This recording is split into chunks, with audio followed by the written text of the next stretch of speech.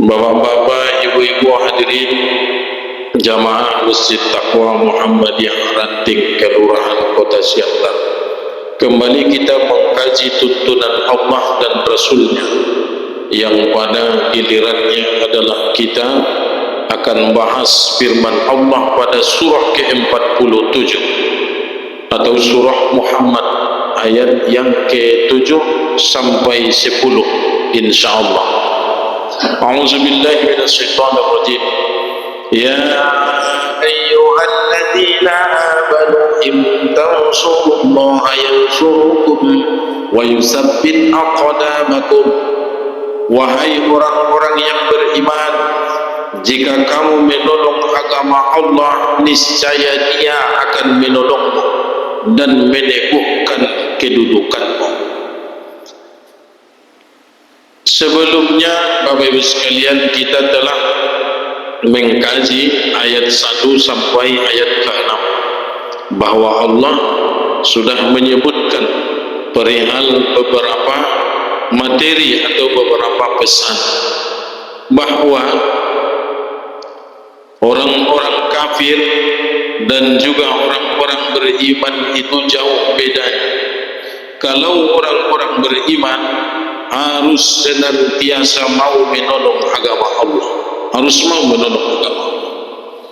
Lalu ayat ini juga semakna dengan firman Allah pada surah Al-Hajj ayat yang ke-40, yang artinya sesungguhnya Allah pasti menolong orang yang menolong agamanya. Jadi inilah kajian kita yang pertama. Ayat ini menurut para ulama tafsir turun berkenaan dengan orang-orang yang beriman ikut berjihad bersama Nabi Muhammad. Di saat itu akan terjadi perang Badar, di mana kaum muslimin sangat sedikit sementara orang kafir sangat banyak. Dalam Al-Quran ada beberapa mimpi disebutkan oleh Allah. Pertama, ada mimpi Nabi Ibrahim menyembelih anaknya Ismail. Ada mimpi Nabi Yusuf, dia melihat bahwa bintang, matahari dan bulan sujud kepadanya. Ada mimpi teman Nabi Yusuf dalam penjara, bahwa dia melihat memeras anggur dalam mimpinya. Yang satu lagi, dia melihat bahwa ada gandum di atas kepalanya dimakani burung. Itu mimpi yang ketiga. Ada mimpi yang keempat, mimpi seorang raja atau penguasa Mesir saat itu ditanyakan kepada Nabi Yusuf perihal tentang 7 ekor sapi yang gemuk dimakan 7 ekor sapi yang kurus. Lalu mimpi yang kelima, mimpi Nabi Muhammad, dia melihat umat Islam memasuki kota Makkah untuk umrah tanpa berlawanan. Itu yang sudah kita kajikan dalam surah Al-Fatah. Lalu ada mimpi yang ke-7 berikutnya adalah mimpi Rasulullah melihat sedikitnya orang kafir yang melawan akan pada saat akan terjadi perang Badar. Jadi Allah telah mendatangkan mimpi itu kepada Nabi Muhammad sebelum terjadi perang Badar. Tapi kan itu Rasulullah yang melihat bagaimana sedikitnya orang kafir sehingga Rasulullah kuat. Tapi sahabat, mereka melihat jumlah yang sedikit, musuh yang sangat banyak. Maka turunlah ayat ini. Wahai orang-orang yang beriman, jika kamu menolong agama Allah, niscaya Dia akan menolong. Ayat inilah yang memotivasi, memberi semangat kepada kaum muslimin untuk semangat menolong agama. Lalu bagaimana pemahaman terkait dengan menolong agama Allah ini? Kita dapati penafsiran dari Rasulullah dalam banyak hadis. Pertama, barang siapa menolong saudaranya, maka Allah akan senantiasa menolong. Hadis riwayat Muslim dan Tirmizi. Ternyata menolong agama Allah itu juga dalam artian menolong saudara. Kalau kita tidak bisa menolong saudara yang membutuhkan, bagaimana? Paling tidak jangan menghalangi orang lain membantunya. Itulah surah Al-Ma'un kan. Wa yamna'unal ma'un. Adong si A na miskin na suada, giat meminjam nosungnya sama meminjam panggilingannya tu si B. Iba menghalang-halangi pulang leher yang iba. Al-ma'un wa yamna'unal ma'un. Bukan berarti dalam artian membantu untuk uang atau materi, tapi membantu dalam bantuan kecil, perlengkapan rumah tangga. Misalnya git menggilingnya, git bantu daya, git menjahit baju dia jahit, git pinjam orang kan nebeng. Jadi makna al-ma'un, barang-barang yang biasa dipinjam. Dan kita jangan menghalang-halangi. Kalau tidak bisa menolong, paling tidak jangan menghalang, agar tidak terkena pada surah Al-Ma'un. Itulah orang yang disebut dengan pendusta agama. Sekali lagi Bapak Ibu sekalian, menolong saudara kita sendiri pasti akan ditolong Allah. Dan inilah yang harus kita tekankan dalam bermasyarakat, dalam persyarikatan yang kita kenal dengan STM kan, Serikat Tolong Menolong. Kita harus terbiasa menolong. Yang kedua, dalam hadis disebutkan, ketahuilah sesungguhnya pertolongan Allah itu bersama kesabaran. Hadis riwayat Bukhari dan juga hadis riwayat Imam Ahmad. Jadi pertolongan Allah itu bersama dengan kesabaran. Maksudnya kita harus sabar, tidak boleh tergesa-gesa untuk mengharapkan pertolongan Allah itu. Kita harus sabar. Misalnya ada cobaan, ada kesulitan ekonomi, Allah pasti menolong, tapi kita harus sabar, karena sabar itu adalah bahagian dari ibadah hati. Dalam Islam ada ibadah yang harus dilakukan oleh lisan, dengan berzikir, baca Quran, dengan berdakwah, memberi nasihat, itu ibadahnya lisan. Ada juga ibadah fisik, dengan bersilaturahim, dengan berjihad, itu diri kita beribadah. Tapi ada ibadah hati, hati yang sabar, hati yang ikhlas, hati yang bersyukur, itu ibadah hati. Bagaimana kita agar mendapatkan pahala dari ibadah hati? Tentu harus dengan ujian kesabaran. Allah pasti menolong, tapi kita harus sabar, karena sabar itu sendiri adalah bahagian dari ibadah hati. Yang ketiga, dalam hadis disebutkan, jagalah Allah atau agamanya, maksudnya agamanya, niscaya dia akan menjagamu. Jagalah Allah, niscaya engkau akan mendapatinya di hadapan. Hadis riwayat Imam At-Tirmizi. Bapak Ibu sekalian, Allah itu kan Maha Penjaga. Dengan makna kita menjaga Allah bukan berarti Allah itu sedang diganggu, bukan. Tapi Allah itu dijaga, yang dimaksud adalah agamanya. Maka Allah akan menjagamu.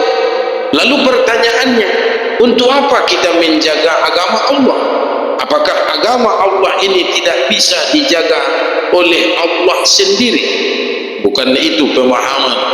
Maka dari sekian penjelasan para ulama klasik dan ulama modern, dapat kita simpulkan bahwa menolong Allah atau menolong agama Allah yang dimaksudkan pada surah Muhammad ayat 7 ini, pertama, menolong dengan diri atau amal dan sikap pribadi, menjaga tauhid, tidak menyekutukan Allah, menjalankan solat, zakat, puasa, haji dengan ikhlas, menjauhi dosa besar dan maksiat. Dengan kita hadir dalam ibadah solat, pada hakikatnya itu sudah menjaga agama Allah. Bayangkan kalau masjid-masjid tidak diisi oleh umat Islam untuk solat fardu, azan tidak dikumandangkan, maka pada hakikatnya orang kampung itu berdosa karena tidak menjaga agama Allah. Imam Syafi'i membuat istimbat atau ketetapan hukumnya, kalau di kampung itu tidak ada berkumandang azan pada waktu sholat fardu, satu kampung itu berdosa. Namanya fardu kifayah. Kalaupun hanya 2 orang, karena sudah ada yang azan, ada yang sholat berjamaah, maka pada hakikatnya orang ini telah membebaskan tanggung jawab satu kampung. Jadi siapa yang berkorban waktu, siapa yang berjuang seorang diri atau dengan dirinya dia menjaga sholat, memakmurkan masjid, itulah yang menjaga agama Allah, itulah yang menolong agama Allah. Jadi harus benar-benar kita pahami bahwa menolong agama Allah itu pertama dengan diri kita. Beramallah dengan kita sholat, dengan kita melaksanakan perintah agama, itu adalah menolong agama Allah. Surah Al-Ankabut ayat 69 yang artinya orang-orang yang berjihad untuk mencari keridhaan kami, benar-benar akan kami tunjukkan jalan-jalan kami. Maksudnya jangan pikirkan tentang kekhawatiran duniawi. Dengan meninggalkan usaha, kita takut solat ini kalau dikerjakan terganggu usaha. Yakinlah Allah pasti menolong orang yang menolong agamanya dengan cara menjaga dan mengamalkan perintah agama. Yang kedua, menolong dengan lisan, berdakwah dengan lisan, atau berdakwah dengan hikmah, mengajak orang kepada kebaikan, membela kebenaran dan meluruskan kesalahpahaman tentang Islam. Itu upaya menjaga agama Allah dengan lisan. Jangan dibiarkan kemungkaran itu merajalela, harus dinasihati. Inilah yang dimaksud Rasulullah dalam hadis riwayat Muslim. Barang siapa di antara kalian melihat kemungkaran, maka hendaklah dia mengubah dengan tangannya. Jika tidak mampu, maka dengan lisannya. Jika tidak mampu, maka dengan hatinya. Jadi itu menolong agama Allah. Bapak Ibu sekalian, membiarkan kejahatan atau kesalahan membudaya atau terbiasa di tengah-tengah masyarakat dan kita menutup diri dengan tidak memberi nasihat, pada dasarnya kita tidak menolong agama Allah, padahal sedang merajalela maksiat dan dosa. Jadi siapa yang harus kita nasihati? Paling tidak keluarga terdekat. Wa anzir ashiratakal aqrabin. Pertama, Muhammad, beri peringatan keluarga terdekatmu dulu. Anak, istri, keponakan, bere, pokoknya keluarga terdekat itu perjolo. Wa anzir ashiratakal aqrabin. Dia misalnya biasa narkoba, nasihati. Tingarong perubahanna, ulang pikir ko ni, mulak kajinda tu sebelumna. Surah Al-Ghasyiyah, wa zakir innama anta muzakkir. Beri peringatan Muhammad, tugasmu hanya memberi peringatan. Lasta alaihim bimusaitir, engkau tidak berkuasa merubah seseorang. Jadi tugas kita hanya menasihati. Laksanakan perintah agama, jauhi narkoba, jauhi miras, jauhi judi. Masuk dot naso masuk ngat tugas ni babi, tugas itu hat nawe. Martarimo sumartarimo urusan Allah, tugasmu fazakir innama anta muzakkir. Jadi Bapak Ibu sekalian, memberi nasihat kepada keluarga terdekat, kepada orang lain yang salah atau yang berbuat dosa adalah salah satu cara menolong agama Allah lewat lisan. Lalu yang ketiga, menolong dengan harta, yaitu berinfak di jalan Allah, mendukung kegiatan dakwah, pendidikan Islam, pembangunan masjid dan membantu fakir miskin. Jadi harta yang Allah titipkan ke tangan kita adalah modal kita atau tambahan ibadah kita untuk menolong agama Allah lewat hartamu, membangun masjid, renovasi masjid. Padahal kan Allah itu maha kaya. Kenapa tidak Allah sendiri yang membangun masjid buat kita hamba-hambanya? Atau kenapa tidak Allah sediakan secara otomatis kalau Allah sudah menyediakan semua fasilitas buat kita, maka akan berkurang ibadah yang akan dilakukan. Bukan berarti Allah itu tidak mampu. Allah mampu. Saya harus di dia mau bangun Allah kan harus beramalkan. Maka berjihad dengan harta itu nomor 1 dalam Al-Quran.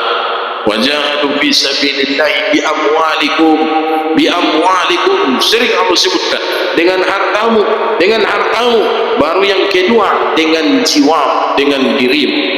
Jadi ini nomor 1, berjuang dengan harta untuk berinfak atau mendukung kegiatan dakwah. Makanya kita punya pengajian ranting, ada pengajian cabang atau tablik mobil cabang, dengan mendukungnya, meramaikannya kan kehet surun ranting modun ketu masuk takudun merami-rami. Pada hakikatnya kita sedang menolong agama Allah, padahal hanya mendukung kan, dengan kemampuan masing-masing, dengan berkendaraan, membantu ongkos atau menyediakan fasilitas untuk memberangkatkan jamaah atau anggota.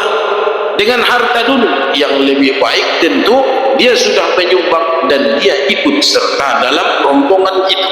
Itulah yang terbaik. Jadi ada pengajian-pengajian, ada fasilitas-fasilitas dakwah di tingkat ranting, cabang atau daerah. Inilah cara kita untuk menolong agama Allah. Dalam surah As-Saff ayat 10 sampai 11 Allah sebutkan yang artinya, maukah kamu aku tunjukkan perdagangan yang menyelamatkan kamu dari azab pedih, yaitu kamu beriman kepada Allah dan Rasulnya serta berjihad dengan hartamu dan jiwamu di jalan Allah. Ayat ini dulu dipahami Abdurrahman bin Auf, berangkat dari Makkah menuju Yasrib atau Madinah, tidak boleh bawa harta, tidak boleh bawa uang atau kekayaan, harus tinggal di Makkah sampai dia di Yasrib. Apa kata Abdurrahman bin Auf? Tunjukkan di mana pasar bisa sampai Abdurrahman bin Auf. Lalu sampai Abdurrahman bin Auf tu pasari, sampai ia sahabat dapat tidak dalam tu pasari. Ini jono pasarut tanun isul na kosong, tanong kuning sahabati, ang kosong kuning isot minta main pasar. Nih tentu kan yang punya lahan bingung, tanong kosong do, isa orang dalat na itu pasar. Roding Abdurrahman bin Auf, di lahan kosong ini kita buat pasar. Maka Abdurrahman bin Auf pun mulai berdagang dengan meminjam barang-barang dagangan sahabat-sahabat yang lain yang ada di pasar. Dia buka. Kenapa bisa sukses? Karena Abdurrahman bin Auf berdagang dengan Allah, bukan dengan manusia. Maka inilah yang dipahami Abdurrahman bin Auf. Ya ayyuhallazina amanu hal adullukum ala tijaratin tunjikum min azabin alim tu'minuna billah, beriman kepada Allah dan Rasulnya serta berjihad dengan harta. Jadi orang yang berdagang, seorang muslim, seorang mukmin, dia juga sedang berjihad dengan hartanya, karena keuntungan dari harta itu untuk bangun masjid, untuk renovasi masjid, membantu fakir miskin. Dia kan sedang mencari modal, mencari dana untuk menolong agama Allah, bukan hanya untuk memuaskan nafsunya. Jadi mindset, cara berpikir Abdurrahman bin Auf, dia mencari duit adalah untuk memenuhi kebutuhan hajat orang banyak dalam Islam. Kesalahan kita kadang-kadang berdagang untuk membangun rumah, untuk membeli tanah. Jadi kita berdagang untuk memuaskan nafsu, bukan untuk membela agama Allah. Lalu kalau kita berdagang mencari karunia Allah untuk memuaskan nafsu, untuk apa Allah berikan? Tapi kalau kita punya niat berdagang dengan Allah, dengan hasil dagangan itu kita membela agama Allah menurut porsi masing-masing. Inilah yang dipesankan pada surah As-Saff ayat 10 sampai 11. Lalu yang keempat, menolong dengan ilmu, mengajarkan Al-Quran, hadis dan ilmu bermanfaat, membimbing keluarga agar berakidah lurus dan berakhlak mulia. Ini yang keempat, cara kita untuk menolong agama Allah, berdakwah atau mengajarkan ilmu. Jadi kajian nasional membahas Al-Quran, mengkaji hadis, atau memberi nasihat-nasihat kepada keluarga terdekat, atau meluruskan akidahnya. Homang salar diberi syirik dan nasional. Nasihat orang tua kepada keluarganya, inilah cara dia menolong agama Allah. Dalam hadis disebutkan bahwa sunnahku, kata Rasulullah, seperti bara api. Jika kau pegang, tanganmu akan terbakar. Jika kau letakkan di lantai, di tanah, dia akan padam. Silakan pilih. Palayamal kodko sunnah kini Rasulullah, homanangkan dicaci, dicela, dihina, dimaki, direndahkan, dijauhkan. Tapi pala indah yang malkun ko sunnah ki, sunnah konang kan mati. Indah dong memang karjoon na makamalkun na. Jadi kan kita dilema atau serba salah. Ya malkun sunnah ni Rasulullah on ko akronya laktiba. Jale kaya malkun isir memang malkun ni. Dan inilah yang disebut dengan menolong agama Allah, dengan memberi nasihat, meluruskan akidah keluarga terdekat dengan akhlak syirik deulang baik na sumodina ndamani karejo bima ikarejo nya atau yamal kunia nasihat ni baik atau inda yamal kunia inda urusan ni baik. Kani mana di surah Al-Ghasyiyah, lasta alaihim bimusaitir, engkau tidak berkuasa merubah seseorang. Tidak mampu Nabi Nuh merubah istrinya, tidak mampu Nabi Lut merubah istrinya, tidak mampu Nuh merubah satu anaknya, tidak mampu Ibrahim merubah akidah ayahnya kan Azar, dan Rasulullah juga tidak kuasa merubah keyakinan pamannya Abu Lahab, keyakinan pamannya Abu Talib. Lasta alaihim bimusaitir. Bahkan Ali bin Abi Thalib tidak kuasa merubah keyakinan bapaknya, tapi mereka tetap memberi nasihat, dan kita pun harus meluruskan pemahaman itu. Manompo Bapak Ibu sekalian songonon deh, marsipaingot kosan nari inna martarimu idakanaki. Kadang-kadang pun meninggal dui babari tarimu jalais deh nganida be. Tapi seandainya kita berhenti memberi nasihat, tidak meluruskan keyakinan dan pemahamannya yang salah, setelah kita tiada, lantas di mana dia akan mencari kebenaran? Anggulengi paingot nangkin kan meninggal lima. Memang may dokman dia maya kuna jolol salah dokarejo niya kan kalingi ingot ye. Maka imani maksudnya Allah ibu saya di surah Al-A'la atau Syafis, fazakir in nafa'atiz zikra saya zakaru mayyakhsha. Orang yang menerima peringatan itu yang ada rasa takut. Kadang-kadang waktu kita hidup rasa takut buat anak keluarga kita belum ada. Setelah kita tiada, rasa takut itu baru muncul. Lembaran-lembaran masa lalu bersama kita orang tuanya baru diingat, nasihat dan wejangan baru masuk. Isido baru pengalihan manfaat tiga ilmu yang diajarkan. Jadi Bapak Ibu sekalian, dalam hadis disebutkan, hadis riwayat Bukhari, sebaik-baik kalian adalah yang belajar Al-Quran dan mengajarkannya. Maksudnya bukan hanya belajar alif bata, kita mengkaji ayat Quran setiap malam Selasa di Masjid Taqwa ini. Setelah itu ajarkanlah kepada keluarga, nasihat sampaikanlah kepada mereka. Itulah sebaik-baik orang. Lalu yang kelima, menolong dengan jihad. Inilah yang dimaksudkan dalam surah Muhammad. Itu kan nomor 5. Jadi menolong agama Allah. Ya ayyuhallazina amanu in tansurullaha yansurukum.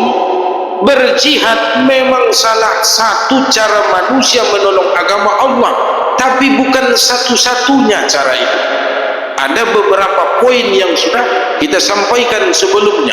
Maka tolonglah agama Allah. Yang kelima memang dengan berjihad. Pada masa Nabi SAW ikut berperang membela Islam. Pada masa kini berjihad dengan dakwah, ilmu, amal sosial dan perjuangan melawan kebodohan, kemiskinan serta kemungkaran. Dalam surah Al-Hajj ayat 40 Allah sebutkan yang artinya, seandainya Allah tidak menolak keburukan sebagian manusia dengan sebagian yang lain, niscaya hancurlah biara, gereja, sinagoge dan masjid-masjid yang di dalamnya banyak disebut nama Allah. Jadi Allah Subhanahu wa ta'ala membiarkan semua itu. Adong gereja, adong biara, adong tempat-tempat ibadah di non muslim kan? Kenapa Allah biarkan? Kan mudah bagi Allah menghancurkan. Onmat tontonan di HP saatun gempa tanggal 17 Agustus di Poso kan? Hancur pahat alak namar gereja namar mikui marmatian marmaninggal tertimbun tai masjid di kampung ini enggak ada usah ngomong kacunai pimaringat pindah. Allah kuasa meratakan seluruh kampung dan daerah dengan mengamankan masjidnya, tapi anggo semua ini terus menerus lalu ahad pekerjaan kan ngadong bagian tebe nawar jihad. Maka berjihad dengan harta, berjihad menolong agama Allah. Di zaman Rasulullah tentu dengan berperang. Di zaman kini adalah dengan dakwah, dengan ilmu amal sosial. Maksudnya amal sosial dengan menegakkan walimah, ada anak lahir akikah, ada orang meninggal dunia takziah. Itu jihad buat kita. Tapi kembali lagi pada hadis Rasulullah tadi, sunnahku seperti bara api, jika kau pegang tanganmu akan terbakar, tapi jika kau letakkan bara api itu akan padam.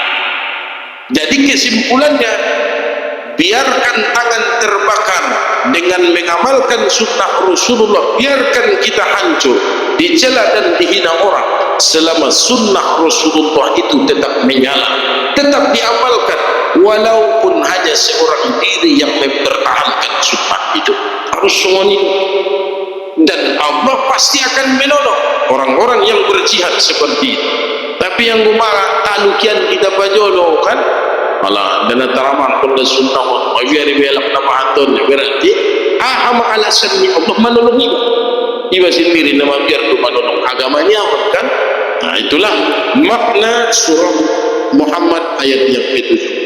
Berikutnya ayat yang ke-8, walladzina kafaru fatahsan lahum wa adalla a'malahum, dan orang-orang yang kafir maka celakalah mereka dan Allah menghapus segala amal mereka. Dalam hadis disebutkan sesungguhnya Allah tidak menerima suatu amal kecuali yang ikhlas karenanya dan mengharap wajah. Surah An-Nasa'i, hadis An-Nasa'i dan Ibnu Majah. Dan dalam hadis lain disebutkan Aisyah bertanya dari Aisyah Rasulullah bersabda, aku bertanya, wahai Rasulullah, Ibnu Jud'an di masa jahiliyah suka menyambung silaturahim dan memberi makan orang miskin, apakah amalnya itu bermanfaat baginya?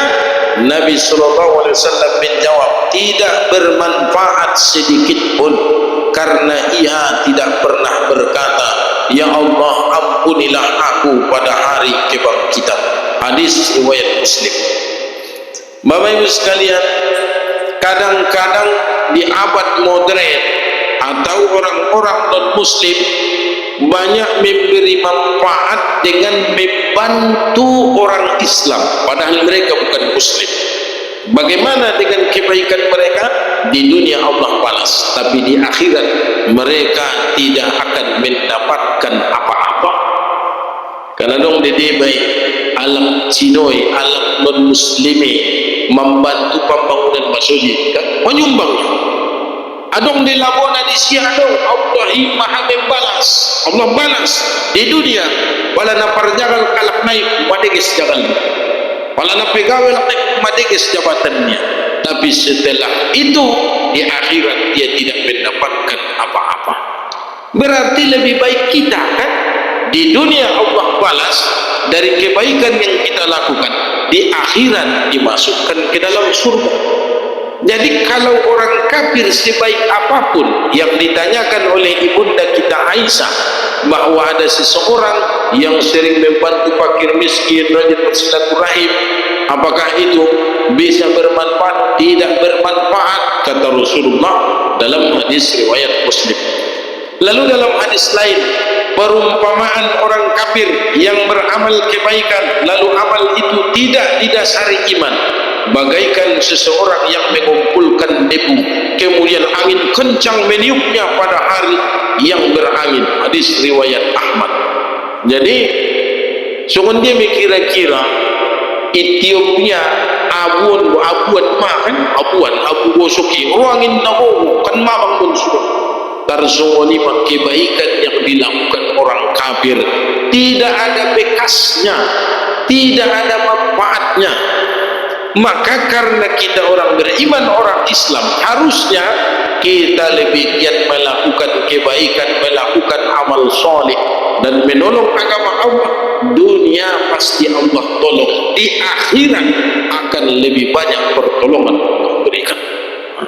Kalau orang kafir tidak mendapatkan apa-apa, apa yang menyebabkan orang kafir tidak dapat apa-apa? Zalika bi'annahum karihu ma anzalallahu wa ahbatu a'malahum. Yang demikian itu karena mereka membenci Al-Quran yang diturunkan Allah.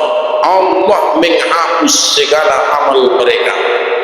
Dalam hadis disebutkan, barang siapa yang ingin mencintai Allah dan Rasulnya, maka hendaklah dia membaca dan mencintai Al-Quran.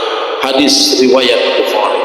Jadi Bapak Ibu sekalian, mencintai Allah, mencintai Rasulullah tentu dengan membaca Al-Quran atau mengkaji Al-Quran atau dengan mengajarkan Al-Quran atau dengan mengamalkan Al-Quran. Hanya itu upaya kita mencintai Allah dan Rasulnya. Maka kita harus membiasakan membaca Al-Quran. Di zaman Rasulullah ada orang-orang kafir yang betul-betul membenci Al-Quran. Melewat kajian dan kan tentang orang Israel namambail kejahatan di periode Makkah. Namun ada juga di antara orang-orang kafir yang merindukan Al-Quran.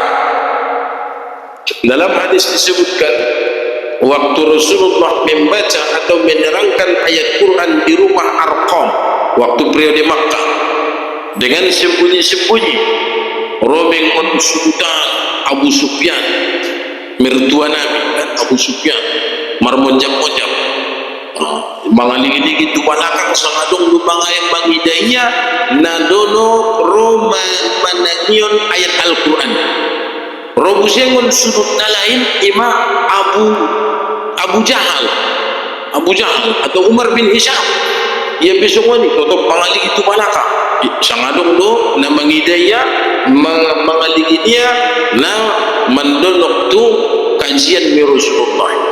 Baru bere ni Abu Jahal ima Aknas warni anak ni ibu dunia on sudut nalain musik rupa bendarat mangaligi di belakang asyik melihat ke belakang apakah ada yang mengikuti yang melihat mereka mendengarkan Al-Quran sambil jalan pas di sudut martombeng natudua Abu Sufyan Abu Jahal dohot Aknas bere ni Abu Jahal anu karya ni mama ison kening si Aknas o bibiriah karya uson o Abu Sufyan karya uson ning na uson o yang muda tua o uson.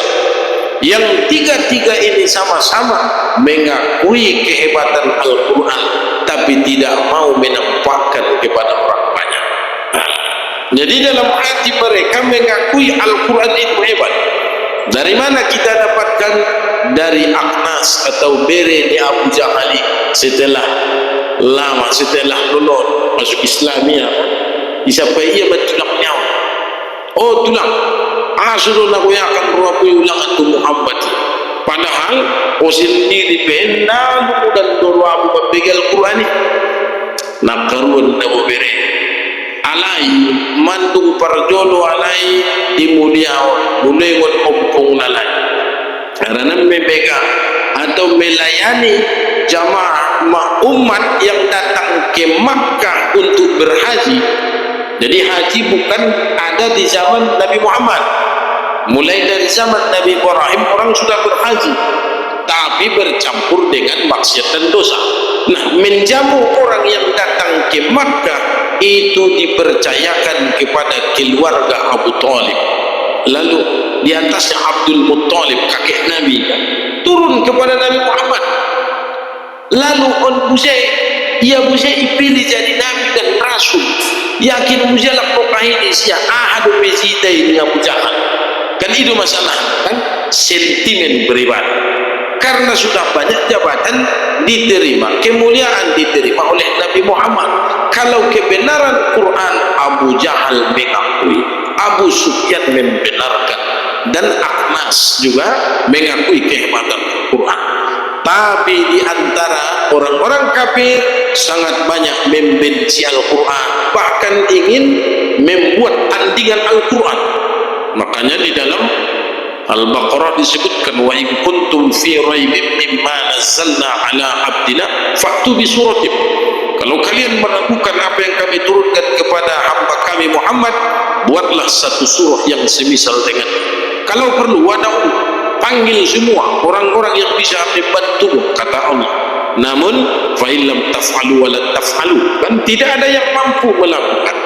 Kenapa ayat itu turun? Karena banyak di antara manusia menentang dan membantah, bahkan membenci Al-Quran. Maka buat kita, orang-orang Islam, orang-orang mukmin, bacalah Al-Quran, pelajarilah Al-Quran. Karena Al-Quran berbahasa Arab, sulit kita pahami dengan bahasa Arab, maka lengkapi dengan membaca terjemahannya. Tidak cukup hanya di situ, maka datanglah ke pengajian untuk mengkaji bagaimana tafsirannya, lalu kita amalkan dalam kehidupan sehari-hari. Bapak Ibu sekalian, sampai ayat 10 kita kaji. Pada ayat 10 Allah berfirman, afalam yasiru fil ardi fayanzuru kaifa kana akibatul lazina min qablihim dammarnahu alaihim walil kafirina amsaluha.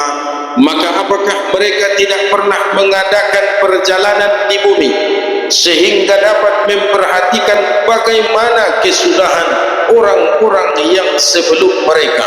Allah telah membinasakan mereka, dan bagi orang-orang kafir akan menerima nasib yang serupa itu. Bapak Ibu sekalian, dalam beberapa surah telah kita kaji dari An-Nas sampai surah Al-Fatah, bahwa ada kaum Ad, ada kaum Samud, kan ada umat Nabi Lut, ada kaum Tubbah, ada Ashabul Aikah. Jadi banyak kisah yang disebutkan dalam Al-Quran yang menentang Allah, menentang Rasulnya, menentang dakwah Allah dan Rasulnya, pada akhirnya binasa. Kalau di ayat lain, masih lebih kuat orang-orang yang kami hancurkan itu Muhammad daripada orang-orang yang membencimu. Maksudnya ngana beteng ala Arabi Muhammad, betengan ba ala kaum Ad ning Allah, kan betengan ma kaum Samud. Kaum Ad, gulung kaum Ad, gulung kaum Adon sadahalap di zaman Nabi Hud, kan di kaum Ad, gulungnya jong-jong kita di ulunai, salampas ni ulunai itu beda ima kaum Ad. Karena bukit-bukit, gunung-gunung yang keras mereka pahat, mereka olah jadi istana pakai lorong-lorong, kan? Lalu Allah habisi, Allah musnahkan. Muncul kaum Samud, canggih Buset, Allah musnahkan. Tanari tinggal batunai di mana itu pun daerah Al-Ula. Anong di Makkah daerah Al-Ula, daerah yang dulu tempat Allah binasakan umatnya Nabi Saleh, kaum Samud. dan gunung yang tinggi itu mereka pahat seperti istana, ditinggalkan Allah sada gunung pintu menyana tarik di jong-jong kita pintu nai menek kita isi kita sadari songo ni hebatna kaum Nabi Saleh, tapi semua Allah hancurkan, Allah musnahkan, Allah tinggalkan sebagian tanda-tandanya agar menjadi pelajaran buat kita, dan Rasulullah melarang agar tidak berkunjung ke tempat itu. Nusantara ini bisa mana terendah kan berkunjung ke Al-Ula, arana di sini adong tempat hiburan, adong musik, bergaul laki-laki dan perempuan, bahkan tidak menutup aurat. Niat nak haji di sini pada jamaah haji adong ning kalaisun perpayaman baru di mukaon Al-Ula kita surut ni kialah, padahal dia untuk ibadah kan dilarang oleh Rasulullah jangan berkunjung, karena itu tempat dulu di mana Allah mengazab umatnya Nabi Saleh. Jadi ada batu namanya Tom Saleh, atau batunya di zaman Nabi Saleh. Batu itulah peninggalan kaum Samud yang besar, megah, mewah, besar sekali. Kita berdiri di pintu sangat kecil, nah menekan di pintu ini saja, menek. Tapi Allah hancurkan karena menentang dakwah Allah dan Rasulnya. Jadi belum sebanding dengan orang yang menentangmu, orang yang membenci Muhammad. Maksudnya ada enteng memodok babisi kan dari apa maksudnya ini kan? Nombe tengsia ni matu habis tina jolowai. Jadi Bapak Ibu sekalian, orang-orang yang menentang, orang-orang yang membantah terhadap Allah dan Rasulnya, Allah itu maha membalas. Tapi kenapa tidak Allah turunkan umat Nabi Lut adalah pernikahan atau suka sesama jenis senari madungano kan? Umat Nabi Nuh menyembah patung berhala, berbuat kesyirikan senari biadong ni. Lalu umat Nabi Saleh mereka menentang dakwah Allah dan Rasulnya senari bohong. Tapi kenapa belum Allah hancurkan seperti umat Nabi Nuh? Kenapa manusia saat ini masih hidup bebas di atas dunia? Tidak Allah hancurkan, padahal kejahatan itu sudah sama yang dilakukan umat Nabi Nuh, umat Nabi dan Rasul sebelumnya. Memang Rasulullah dahulu pernah bermohon di Allah di akhir Al-Baqarah, Rabbana la tu'akhizna in nasina aw akhtana. Kalau bukan karena akhir surah Al-Baqarah ning orang arian pun azab manusia arian. Tapi karena Rasulullah itu tidak pernah mengharapkan azab Allah, dia yakin Allah akan memberi hidayah. Anggoin dan tubayoin buanak naik, anggoin dan buanak naik tu bau punai. Jadi harapan-harapan itu tetap ada dalam hati Rasulullah, dan inilah yang harus kita warisi. Ulangi langsung memponis ngarenya anaknya, anaknya bau punai. Pokoknya ulang putus kita nomor dakwah. Ansur terus berjalan mengalir sunnatullah dan sunnatul Rasul. Itulah upaya kita menolong agama Allah. Kalau perlu bawa mereka yoban raut-raut. Jadi tujuan raut ini bagida songon dia do kebesaran di Allah ini.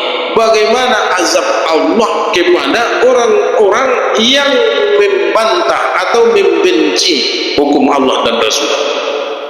Misalnya kan ada legenda pada di tahun Sampuraga Soni Manajot pada anak nadura koi ikut Tuhan kan ning legenda ikan mana pelajaran tentang azab Allah, atau adong legenda-legenda lain, atau adong bangunan-bangunan misal adong pihara wala zongon di tahun adong warna sababiara tinggal dong be mahancur kan sababiara adong buse candi di Simangambat ibe mahancur adong candi dia dong iportibi dong. Jadi kita tu Simangali kita bahasa najolo adong do agamai tahun nasongolina, tapi Allah telah hilangkan. Berarti Allah kuasa untuk menghilangkan segala bentuk kebatilan. Memang pelajaran itu orang konon untuk generasi kan? Ulang hanya untuk untuk nafsu. Tapi yang paling parah bahatan nomai desatari muslimun mengaligi Tuhan Yesus nomor. Memang disabusir. Adong disadut warna lembah si bea-bea. Bang walek bangun Yesus pula. Nomor jilbab nomor lebih do bahatan kusi. Sugari nama pala lalu kusi. Tu masujid sabusir masugari ujukna. Itu bidanoi masujid di tengah-tengah mayoritas non muslim tapi berdiri megah masjid rumah ibadah. Berarti kan pelajaran bagaimanapun manusia menghalang-halangi jalan Allah, kalau Allah berkehendak di pulau Samosir jok-jok masujid ibad Allah atas kuasa Allah kan megah deges usai. Jadi Bapak Ibu sekalian, rihlah melakukan perjalanan jauh untuk melihat kebesaran Allah adalah bahagian dari sunnatullah dan juga kebiasaan orang Quraisy yang seharusnya dibiasakan oleh umat Islam. Memang di surah Quraisy kan di ila fi Quraisy ila bihim rihlatas sita'i was-sayf falyabudu rabb hadzal bait, harusnya kembali kepada rumah Allah. Maksudnya waktu subuh maradian kita kan, waktu maghrib maradian kita, waktu asar kita jamak tu zuhur, waktu isya kita jamak tu maghrib, waktu subuh maradian kita falyabudu rabb hadzal bait. Jadi kemanapun kita rihlah perjalanan untuk melihat kebesaran dan bagaimana Allah menghancurkan orang-orang maksiat dan orang-orang yang penuh dosa. Jadi Bapak Ibu sekalian, sampai surga cinta surah Muhammad ayat 7 sampai ayat 10. Tolonglah agama Allah. Anggo halak na membenci agama ni Allah, Allah dia lona. Allah dia na menghabisina, menghukumna. Anggo ita cukup memikirkan bagaimana menolong agama Allah. Soalnya na bandung kita kaji nangkin mulai ngon awal. Sebelum kita tutup, ampun ada pertanyaan atau